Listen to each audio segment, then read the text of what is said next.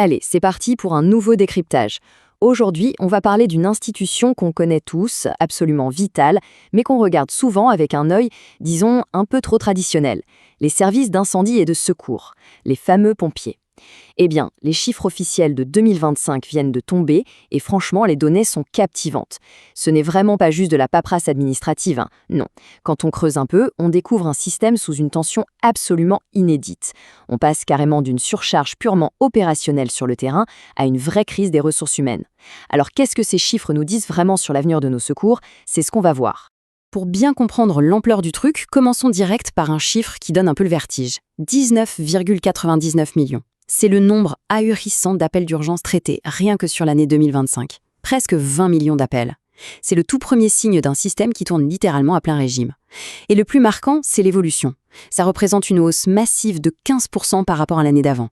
Alors bon, la source précise bien qu'une même urgence peut générer plusieurs appels, par exemple si 5 personnes voient le même accident dans la rue, mais quand même, plus 15% en une seule année, ça montre de façon flagrante la pression monumentale qui pèse tous les jours sur les centres d'appel. Et derrière ces millions de coups de fil, il y a des actions bien concrètes sur le terrain. L'année 2025 a enregistré très exactement 4,89 millions d'opérations de secours effectives. Ça nous fait une augmentation de 3% de l'activité. Alors 3%, dit comme ça n'a l'air de rien du tout, mais ramené à des millions, on parle de dizaines de milliers d'interventions en plus. Ce chiffre pose d'emblée l'échelle écrasante de la charge de travail actuelle. Les équipes sont sur le pont non-stop, de jour comme de nuit, et la machine des secours est vraiment poussée dans ses derniers retranchements. Allez, on plonge directement dans le document source, le tableau de bord officiel du ministère. Visuellement, il y a des indicateurs partout, des pourcentages, des volumes ultra impressionnants. À première vue, on pourrait se dire « Waouh, c'est un vrai triomphe logistique, l'organisation gère des millions de demandes de front ». Mais attention, l'analyse approfondie de ces données nous montre un truc crucial. Ces grands chiffres globaux, c'est vraiment que la partie émergée de l'iceberg. Sous cette apparence de performance totale, il y a de grosses frictions qui se cachent. Et l'un des premiers signaux de cette friction opérationnelle, on le voit direct avec le temps de réponse. Le délai moyen pour arriver sur place s'établit maintenant à 15 minutes et 9 secondes, ce qui est en hausse de 3% également. C'est super important de bien lire les notes là-dessus. Ce chronomètre, il englobe absolument toutes les interventions, même les moins urgentes. Et surtout, il inclut le temps de régulation médicale par le SAMU, un temps qui fluctue pas mal. N'empêche, ce délai qui s'allonge, ce n'est pas anodin. Ça prouve bien que la hausse d'activité commence à étirer dangereusement la chaîne des secours. Ce qui nous amène forcément à nous poser une question. Qu'est-ce qui se passe vraiment sur le terrain lors de ces 4,89 millions d'interventions? Section 1, le virage vers la prise en charge médicale. Et cette répartition illustre brillamment la situation.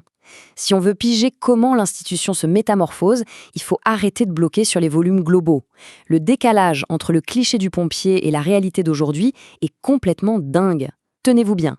Les incendies, ça ne représente plus que 6% des opérations. 6%!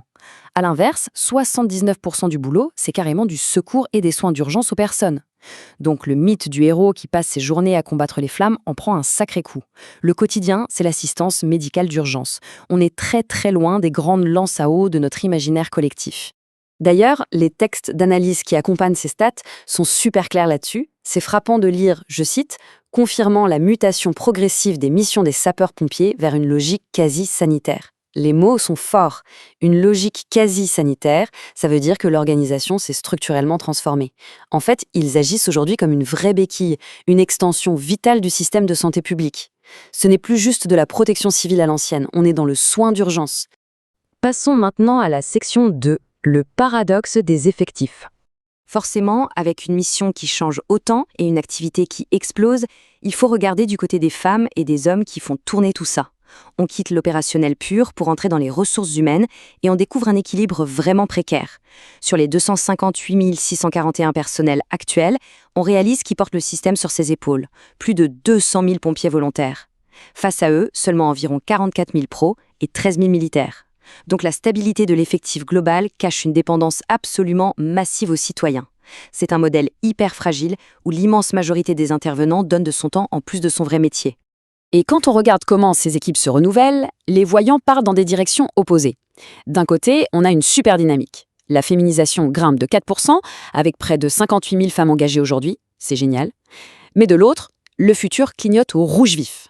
Les jeunes sapeurs-pompiers, la fameuse relève, sont en baisse de 1%, tombant à un peu plus de 27 000. C'est un constat saisissant qui pointe vers une vraie vulnérabilité de recrutement. Sans ces jeunes, c'est toute la survie du modèle volontaire qui vacille. Bref, entre la hausse des appels, la transformation sanitaire des missions et cette dépendance au volontariat qui s'effrite par le bas, le constat est sans appel, les décideurs font face à un défi qui n'est plus seulement opérationnel, mais carrément légal et stratégique. Ce qui nous amène à la troisième section, un défi stratégique pour les ressources humaines. Le point crucial ici, c'est que les collectivités et les employeurs publics se retrouvent face à 3 défis structurels majeurs. Premièrement, la sécurisation juridique de la mobilisation. Gérer le temps de travail et les astreintes des volontaires soulèvent des casse-têtes légaux incroyables qu'il faut encadrer très vite. Deuxièmement, l'attractivité et la fidélisation. Comment on fait pour garder ces 200 000 volontaires motivés alors que la charge s'alourdit sans cesse? Et troisièmement, s'adapter à cette fameuse médicalisation croissante. Ce décryptage nous montre bien qu'on est sorti du domaine purement technique pour atterrir en pleine crise stratégique des ressources humaines. Et pour finir, on est obligé de se poser cette question fondamentale qui transpire de ces statistiques de 2025. Est-ce que les collectivités vont réussir à adapter leur modèle RH à temps pour éviter un véritable crash systémique? Le document source évoque un risque réel, sans aucun filtre. La pression ne baisse pas, le métier s'est transformé en service de santé et la base citoyenne volontaire montre des signes de fatigue. Les chiffres parlent d'eux-mêmes. Repenser l'approche RH globale est devenue d'une urgence absolue. C'est vraiment la grande réflexion à garder en tête sur l'évolution de nos secours. Merci d'avoir suivi cette analyse et à très vite pour un prochain décryptage.